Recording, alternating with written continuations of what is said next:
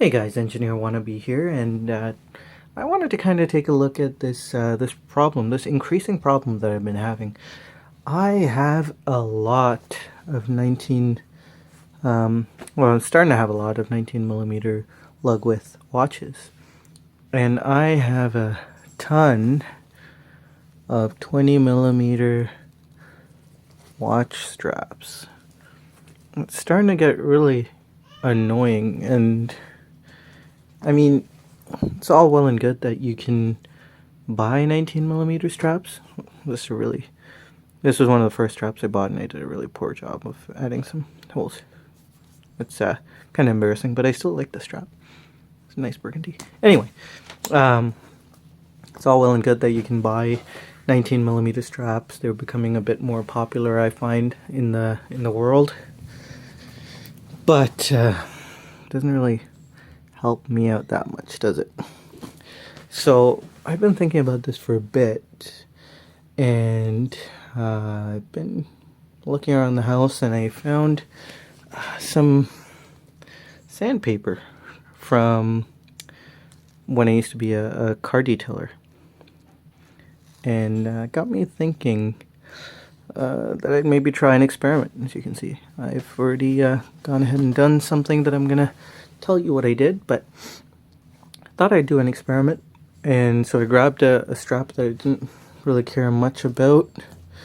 Let me see if I can find it. It's this guy. It's just a Hirsch Duke alligator embossed. It's a nice strap. Same with this guy actually. It's a Hirsch Duke, and you can see I've sandpapered the sides. So I decided, hey, let me see if I can do something here. So I grabbed the sandpaper and came up with some pretty good results. So much so that I thought, hey, maybe I'll recommend it to you guys if you want to try it out. Now, I want you guys to understand that you guys will be doing this at your own risk. I am not liable for any damage that you may cause to your strap. So, proceed with caution. Don't do it to a strap you really like. I would never do it to, a really nice strap. This it's a really nice crocodile strap, and I would not do this to it. But I wouldn't do it to this strap either. It's a really nice crocodile. Came with the Grand Seiko. So, be cautious.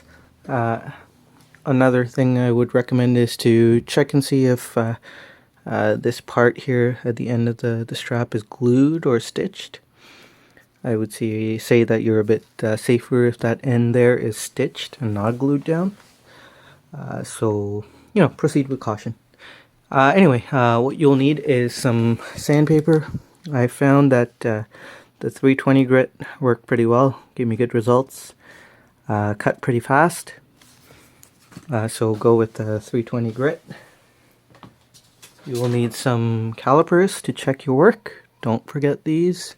You don't want to overdo it and, go the other way.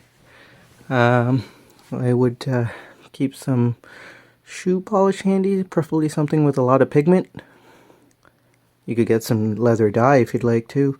This has a lot of pigment in it. It's one of my favorite shoe polishes. So you might need some of that. If you don't really care what it looks like on the side, then don't worry about it. And I think that's it. So what I did is I got a nice flat corner, checked the strap, looked and saw how much I would like to cut in. So I went about that far in, and I counted how many times I went back and forth. With very, let's say, medium pressure, you would go back and forth. I did 10 times on one side, turned it over 10 times the other side. Then you would check your work. Use the calipers. As you can see here, I've got it right at 19. You could do that. You could maybe make it 19 and a half, 19.3. You could still probably get away with using a 19 and a half in a 20 mil lug width. So if you want to do double duty it, you can do that. The problem would be with, I mean, you may say, why not just squeeze it in? Why not just squeeze a 20 millimeter in between 19 millimeters? And I agree with you. You can. Sometimes it doesn't look so good. If you look at, you can't really tell anymore. But if you look at this guy here, it's kind of squished. It doesn't look too good. This looked really bad. I just actually sanded this down a bit.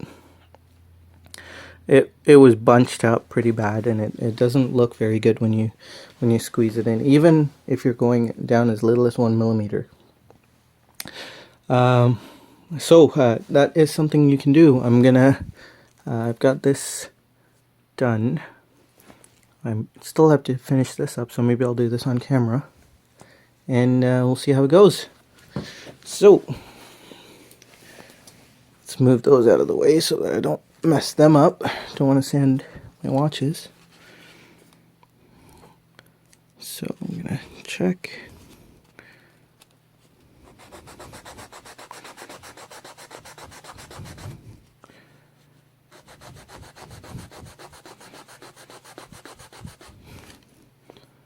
Okay.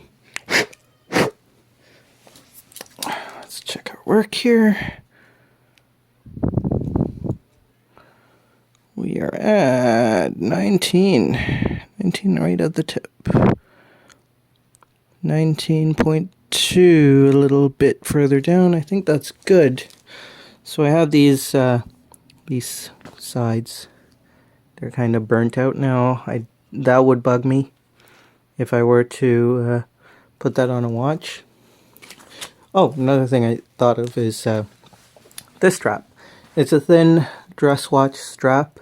It's really rigid because it is thin. It's a lizard skin, so you actually can't squeeze this one into a 19 millimeter watch, lug width watch. It is impossible. You'll damage your watch if you tried. I mean, it's not impossible. It's possible. It'll just look terrible. It also started to split, and so that's another reason you would maybe go this route. So anyway, I'm just gonna grab some polish.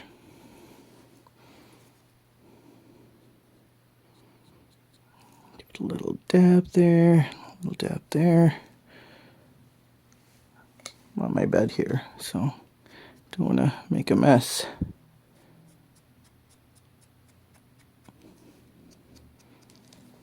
The reason why I'm in my bedroom is because my kids are still awake. They're gonna go to bed soon. Anyway, rambling on here. So I think when that dries, it's gonna look quite a bit better than just having brown showing at the side. You know, tan, leather tan. I guess I need a towel.